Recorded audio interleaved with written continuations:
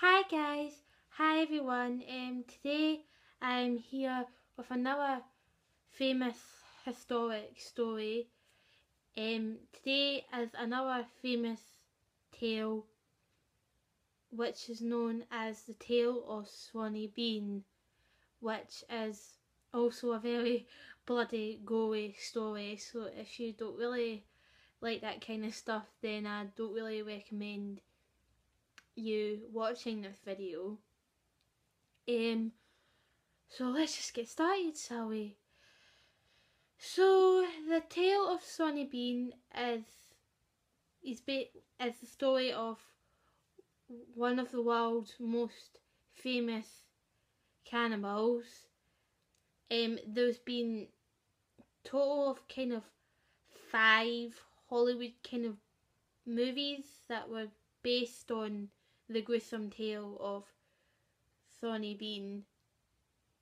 Not a lot is actually known about Sawney Bean's early years, but it is believed that he was born in East Lothian area during the late 15th century. His later life is documented better. He was once a tanner,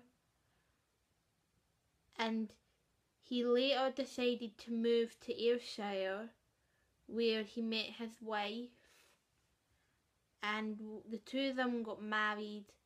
His wife's name isn't documented anywhere. Like, I couldn't find out the name of his wife, so we're just gonna go with Sawney Bean's wife.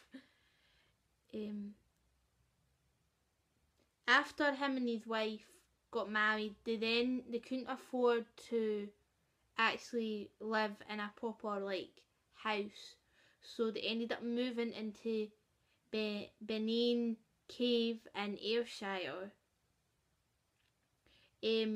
Unfortunately, Sawney did not have a trade at the time, so he decided in order to get money, he decided to steal it off local travellers that were passing by in the area. He then suddenly decided that instead, so that people wouldn't be able to identify them, that he would murder his victims. He then decided that in order to get rid of the evidence, that he would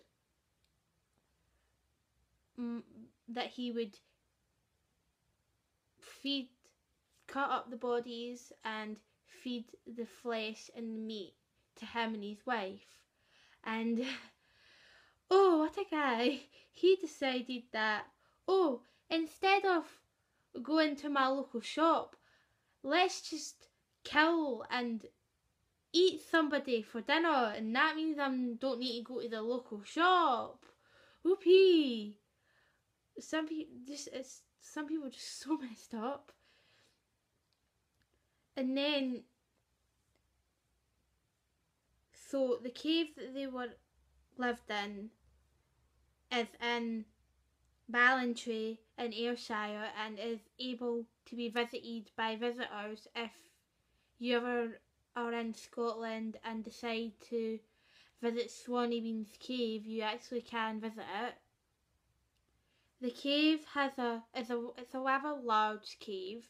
It has a mile-long tunnel system, and also has several passages and entrance points in the cave.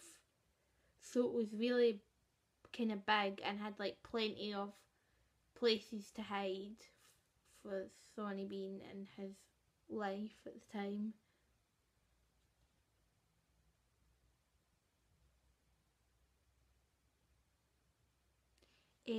So Sawney Bean and his wife ended up having 14 children, and then their children decided to make children with each other. So yeah, incest, a bit gross.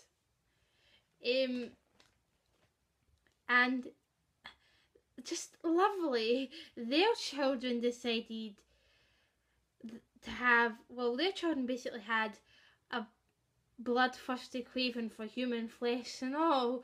So they were basically the exact same as Sawney Bean and his wife.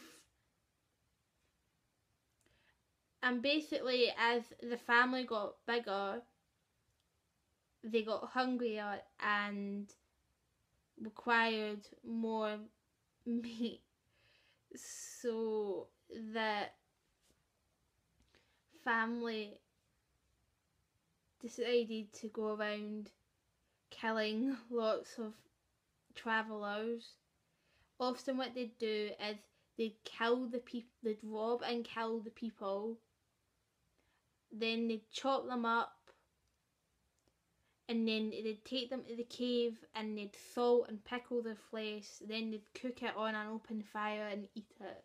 It's just, imagine actually going into all that effort to do that. That is just wrong, man, in so many ways.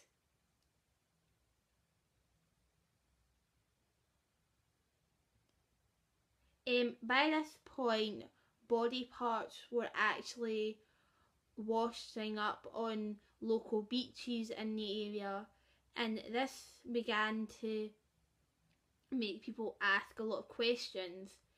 The authorities were actually managed to compile the biggest ever missing persons list ever known to man, and they would often send search parties to look for these people and the people that were murdering these people, but none of them ever thought to search Benin Cave. So basically their family were left to go around killing and murdering people for years.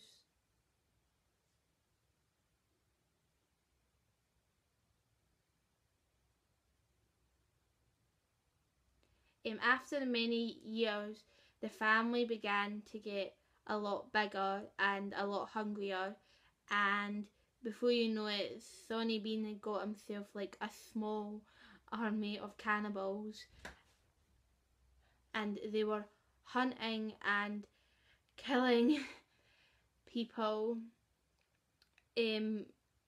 for years, and they were going around doing kind of military style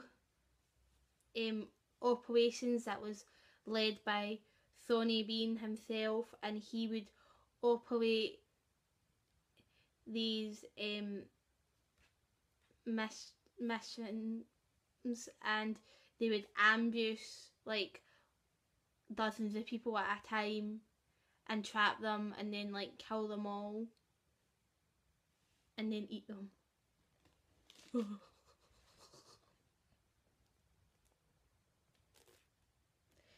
One evening, there was a married couple that were coming home from a day at the fair. So basically, this nice married couple decided to go on a date and go to the fair, and they probably had a nice time. And they were probably just walking like on their horses home, just casually going on about their nice, lovely date. And then Sonny Bean and his family decided to attack this man and this wife, and what they did was they pulled the wife off the horse and then they stripped her of all her flesh and began to disembowel her, and the husband noticed what they'd done to the wife, and he realised that was what was going to happen to him if he didn't escape. So the man fought for his life trying to escape the cannibals, and a group of 20 people that were also going home from the fair came amongst the scene, and they began to fight Sonny Bean and his family, and the family decided that they were outnumbered and decided to flee the scene, leaving behind the body of the woman and the husband and 20 odd witnesses. The witnesses decided to take the man to the chief of the ministry of Glasgow, and when the man was seeing the chief, he informed the chief of what happened to him and his wife, and obviously with the 20 odd witnesses able to confirm this, and then obviously they had a body for evidence, the chief realised that this was serious, and he was able to connect the missing people, the big missing people's list in Ayrshire, with all the body parts that were washing up the beach, and with what the man had told him about the Bean family. And he decided that he was going to go and take this information straight to the king himself. So he reported it to the king, and the king at the time, King James I, was able to quickly travel to Ayrshire and organise an army of 400 men, a pack of tracker dogs, and a big group of volunteers, and they all went on a manhunt to search for Sawney Bean and his family, and this was the biggest manhunt at the time that Scotland had ever seen. They searched through the entire countryside and coastline of Ayrshire, but unfortunately nothing was discovered. However, one of the sniffer dogs picked up the scent of decaying flesh, and while passing Benan Cave, the troops began to enter the cave with torchlight that they had lit, and they entered the cave, but nothing could have possibly prepared them for what they could have seen as they entered this cave. When they were in the cave, they discovered bits of flesh and human organs and limbs strung up to the walls of the cave, like big chunks of meat in a butcher shop. Like, you know, when you go into a butcher shop, or you maybe go through the back and they maybe have bits of meat like hanging up, like that's what this was like, but with like human body parts. And they were absolutely shocked by the sight of what they'd seen.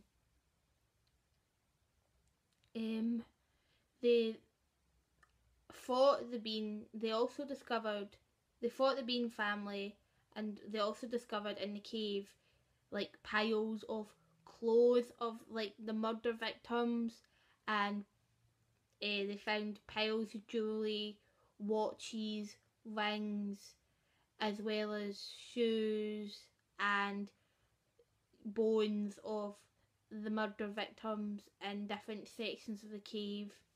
They were able to fight and arrest the whole family and they then were arrested and marched off to Edinburgh by King James himself. King James decided that the crimes that they had committed were so bad that the whole family were to be sentenced to death. The men in the family had their arms and legs cut off and were left to slowly bleed to death, and the women of the family were bound to the stake in big massive fires. So I hope that you found this video interesting.